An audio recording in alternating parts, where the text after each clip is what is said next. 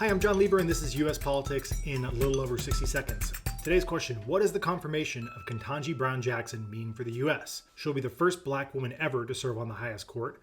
What's the political significance of this? Not much. After Republicans took a 6-3 advantage on the court during the Trump administration, the conservatives now have what looks like a durable majority that will dominate the court for years to come. Brown Jackson's vote is unlikely to be decisive in many cases, which frequently split along partisan lines, with the 6 conservative justices aligning in a block against the 3 liberal justices on issues like separation of powers, the scope of the federal government, and voting rights.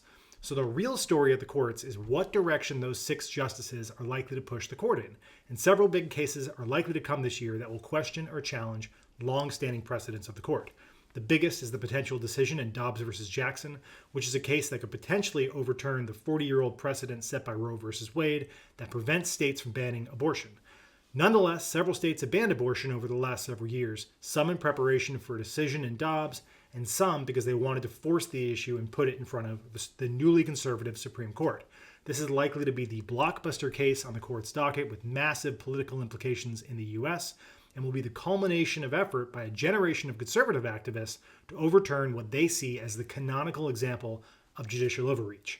But there are several other long-standing precedents the conservative court may challenge, including on affirmative action and college admissions, gun rights, public support for religious schools, and perhaps most significantly for the economy, the court could rule in a case challenging the EPA's ability to regulate carbon dioxide emissions, which could set a new precedent that would further limit the executive branch from pushing major new regulations that are not explicitly authorized by Congress. This would be a huge rollback of the U.S. administrative state and could affect everything from environmental regulation to financial regulation. So the Brown-Jackson confirmation represents a near-term win for the Democratic Party that's only a minor part of a series of short-term, long-term losses for the Democratic Party, who are unlikely to be able to move the balance of power back in their favor on the court, at least until the next time they control the White House and the Senate, and have 2 openings on the court from either conservative justices passing away or retiring. This could be in 2028 or even later, depending on what happens in the 2024 presidential election. Thanks for watching. This has been U.S. Politics in a little over 60 seconds.